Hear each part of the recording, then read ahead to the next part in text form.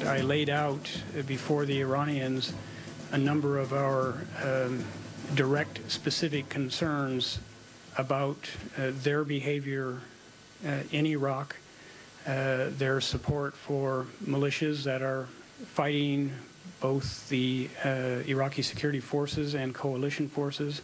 Potentially it's the start to something, and what we'll have to see is how the Iranians follow through with some of the statements that they made inside that conference. Well, there's the top two U.S. leaders in Iraq, Ambassador Ryan Crocker and General David Petraeus, talking about the meetings today between the U.S. and Iran in Baghdad. Now some analytical observations from Fred Barnes, executive editor of The Weekly Standard, Mort Kondracki, executive editor of Roll Call, and Nina Easton, Washington bureau chief of Fortune magazine, Fox News contributors all. Fred, does anything come out of these meetings?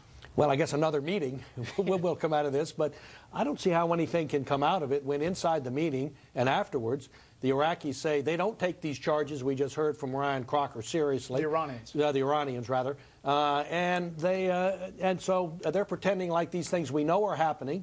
They're feeding weapons to the Mahdi army and others that are used to kill Americans. They deny that they're happening. And pretend, and Crocker said, and this is what amazed me, he said there was amazing congruence between the two of us, support for a secure, stable, democratic federal Iraq in control of its own security, at peace with its neighbors. Well, now the Iranians may say that's their policy, but that's obviously not their policy. Their policy is to destabilize Iraq, to kill Americans, and then create a horrible situation. That's what they've been doing month after month after month, no matter what they say in these meetings. That's fine, Fred, but the fact of the matter is you need to engage Iran. These you can't expect a lot to come out of a first conversation. These are the first high-level bilateral talks between these nations in decades, and they actually did cooperate to some extent on Afghanistan. And the Iranians do have an interest in Iraq not imploding, not becoming a Shia-Sunni conflict that engulfs the entire region. They may be our enemy, but they have an interest in stabilizing Iraq, and you need to bring them into the process. It hasn't worked keeping them out so far. They have a funny way of showing it. Look, if their interest is a stable Iraq, why do they keep sending weapons in there? Why do they stop, Mort? Wait a minute. I haven't said anything yet. Well, why would they arm one of the most destabilizing forces in Iraq, and that's the Mahdi army? Why would they, on that the same hand, offer sanctuary in Iraq for Sunnis? Just a second. They don't want to stable Iraq. It's very simple.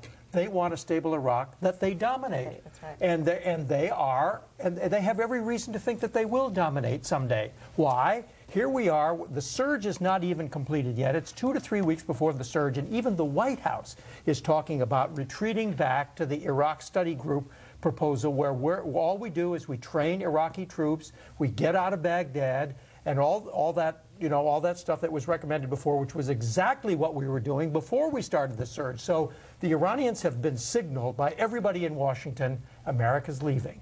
And so let's have some discussions about things. And what the Iranians have proposed in this meeting with Crocker is that they start arming the Iraqi army. Well, guess what part of the Iraqi army they are going to arm? The same outfit that they've been arming, namely the insurgents, and especially Sadr. Sadr's back in town. You know, they are building up toward a victory, an Iranian victory, and we're letting it happen. The Iranians, they said they didn't talk about the nuclear issue. They didn't talk about the U.S. In the Persian Gulf.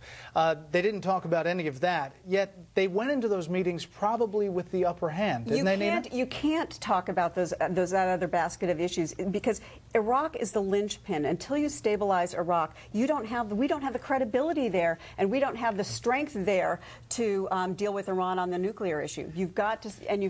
We are not headed in the direction. We are not headed in the direction of stabilizing Iraq. Right about what they ultimately. What do you do? Keep them out. You keep Iraq and Iran and Syria. I don't mind talking to the. I don't mind talking to the Iranians. The Iraqis. You talk to them and you find out what you can use out of a negotiation. The Iraqis want us to talk to the Iranians. So to please the Iraqis, we're talking to the Iranians. We are not going to get anywhere talking to the Iranians. They think they have the upper hand, and we're pulling out. And why should they not think? Why should they give us a thing? Mort's going to have the last word there. Well, no, wait a minute. I'm going to say one thing. Mort's right about the ultimate goal of the Iranians. I'm not Brit, but for I'm now, putting down the for now wall they want right instability. Here. That's it. It's all yours. How does Brit deal with all these folks? Up next, John Edwards.